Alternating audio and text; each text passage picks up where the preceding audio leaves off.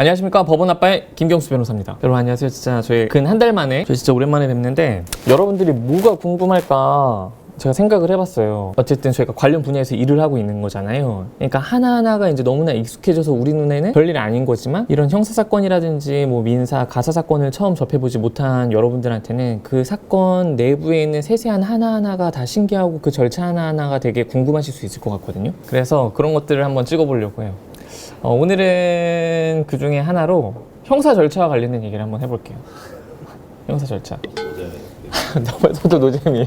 아, 나 안 찍을래. 아, 왜요? 아, 재미없다고 하니까. 가사사건과 관련된 얘기를 해보죠. 가사사건과 관련된 얘기를 해볼게요. 결혼한 부부가 있어. 뭘 했을까요? 외도를 했어요. 바람을 폈어요, 한 사람이. 근데 이제 그 내용을 들어본 즉슨 요즘 골프가 엄청 유행이잖아요.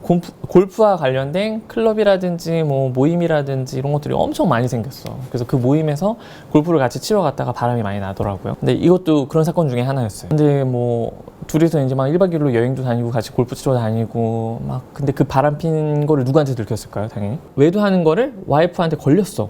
그래서 와이프가 그 남자랑 아직 이혼은 하지 않은 상태인데 여자를 상대로 해서 위자료 청구 소송을 했어요. 그래서 이거를 그냥 그대로 둘 수는 없어서 남편한테 말고 그 남편과 바람을 핀 그 여자를 상대로 해서 위자료 청구 소송을 제기했어요. 소송 결과는? 이겼겠죠. 소송 결과는 패소를 했어요. 왜요? 왜 패소를 했을까요? 고민해봐요. 김경수 변호사랑 석소를 선임하지 않아서. 갑자기? 맞아요. 근데 내가 이 사건 했으면 나는 이길 수 있었을 것 같아. 증거가 충분하지 않았거나 그게 어떻게 보면 그게 이유죠. 터무니없는 금액을 요구한 거 아닐까요? 터무니없는 금액으로 소를 제기했기 때문에 패소했을 것이다 라고 얘기를 했는데 이건 땡입니다. 저희가 한 것 중에서 가장 큰 액수를 받았던 건 4천만 원짜리. 보통은 1억 청구했을 때 그냥 패소가 아니라 1억을 청구했는데 그 부분에서 재판부에서 생각하는 위자료 액수만큼만 인정이 되는 거예요. 그래서 전부 패소는 아니고 이제 보통 이럴 때 일부 승소, 일부 패소라고 하죠, 용어를. 증거는 다 제대로 채택이 됐어요. 진짜요? 네. 근데 패소했다고요? 네. 왜 패소했을까? 혹시 남편이 판사예요? 정관 남편이 판사.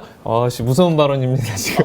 이 사건에서 피고는 이런 주장을 했어요. 나는 저 사람이 유부남인지 몰랐다. 상간녀 상간남 소송에서 그 상간녀 상간남 소송이 결국에는 민법상 어떤 규정을 적용해서 하는 거냐면 불법행위에 의한 손해배상 청구를 하는 거예요. 근데 불법행위에 의한 손해배상 청구를 할 때는 어떠한 그 위법행위에 대해서 뭐가 있어야 돼. 고의 또는 과실이 있어야 돼. 근데 나는 상대방이 유부남인지를 몰랐어. 상대방이 자기가 유부남인 거 속이고 자기가 솔로인 것처럼 해서 마치 실제 연애하는 것처럼 해서 둘이 여행 다니고 뭐 같이 육체적, 정신적으로 같이 교감을 나눈 거예요. 상대방은 이 사람의 어떤 위법행위에 대해서 전혀 알지 못했던 거잖아요. 이럴 때는 위자료가 받아들여지지 않습니다, 여러분. 그러니까 피고가 잘 방어를 하는 거예요. 만약에 피고가 소송을 하면서 나는 제가 유부남인지 몰랐어. 적극적으로 방어하기 시작하면은 소를 제기한 측에서 상대방이 유부남인 줄 알고 만났다는 사실을 뭐 해야 될까요? 입증해야 돼요, 여러분. 그래서 이 사건에서는 상대방이 적극적으로 방어를 잘했겠죠. 어쨌든 모임에서 만났기 때문에 얘는 몰랐다고 하는데 그 모임에 있는 사람들의 대다수가 다 내가 유부남인 거 알아. 그러니까 내가 직접적으로 얘한테 유부남이라고 얘기하진 않았지만 모임 활동한 기간이나 이런 거에 비춰볼 때 또는 이 사람들 다른 사람들이랑 교류하고 하는 거에 비춰볼 때 충분히 내가 얘기하지 않더라도 내가 유부남인 거를 알 수 있는 상황이었다. 주변 사람들 다 알고 있는데 걔가 조금만 관심 기울이면 알 수 있었고 충분히 들었을 가능성이 높다.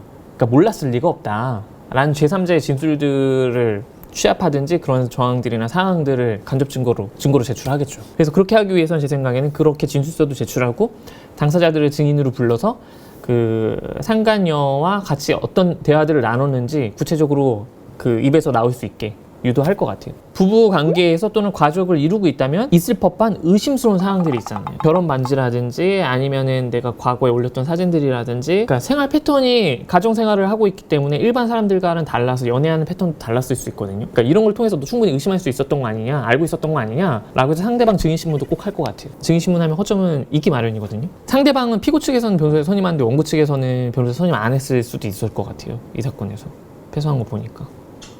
변호사 선임하는 게 여러분 그렇게 중요합니다. 네, 오늘 첫 시간, 오랜만에 다시 시작한 첫 시간은 이걸로 마치도록 하겠습니다. 다음에 또 만나요.